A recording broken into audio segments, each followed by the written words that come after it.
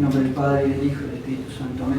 Las pequeñas prédicas que intentamos hacer en estas misas de semana, hoy es la fiesta de San Blas, famoso obispo de la Santa Iglesia Católica, famoso también por la bendición de las gargantas, que se acostumbra.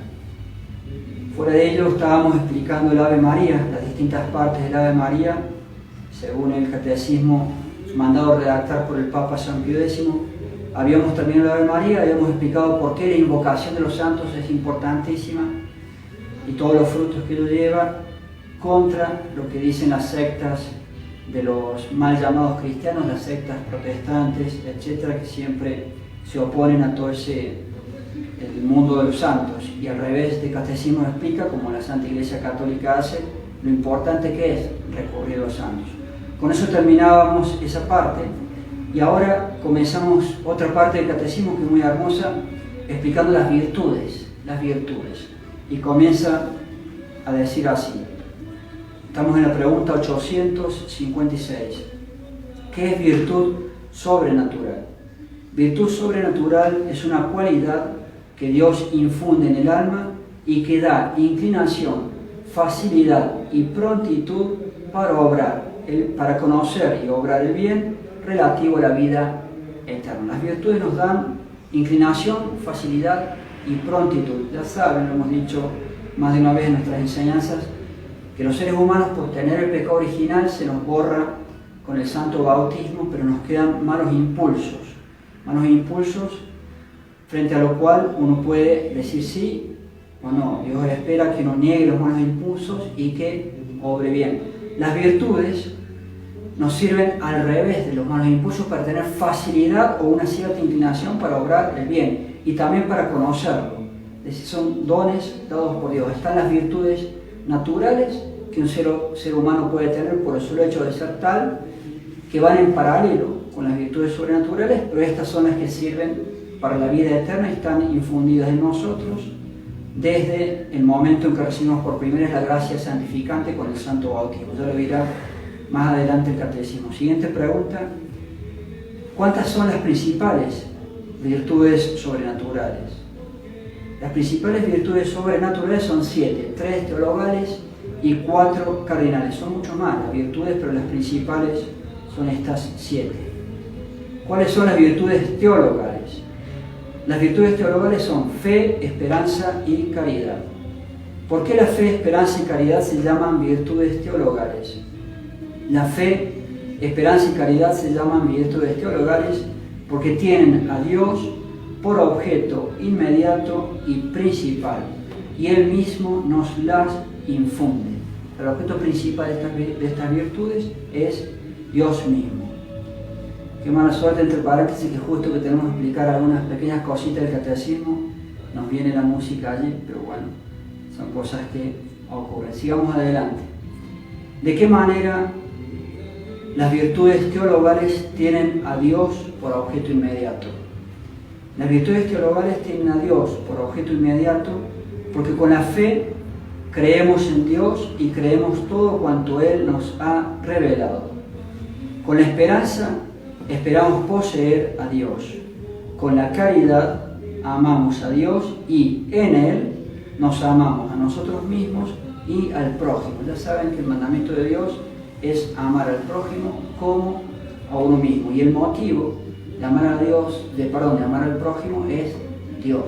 Cualquier acción buena que hacemos, el motivo o causa formal, el motivo último por el cual hacemos una acción es porque Dios, una acción buena, es porque Dios me pide eso.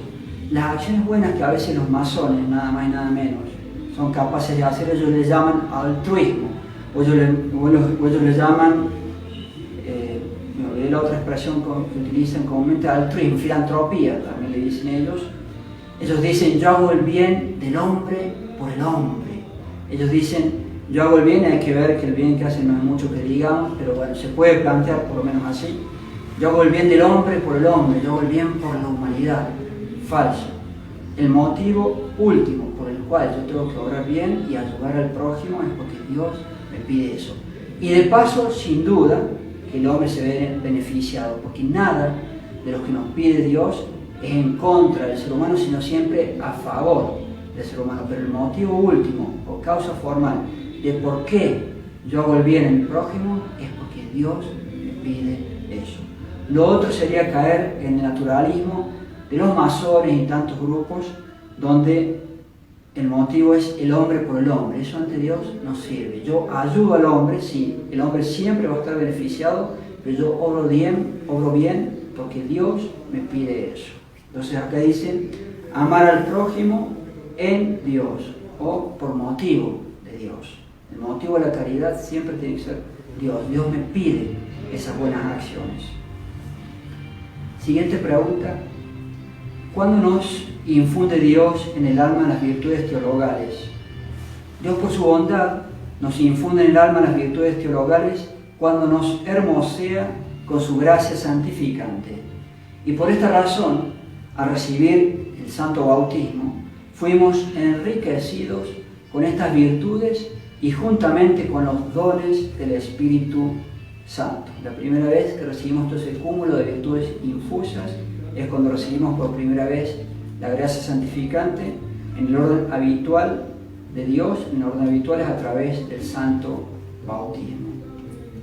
Basta para salvarse haber recibido en el bautismo las virtudes teologales. Para el que tiene uso de razón, aproximadamente a los 7 años el ser humano alcanza el uso de razón.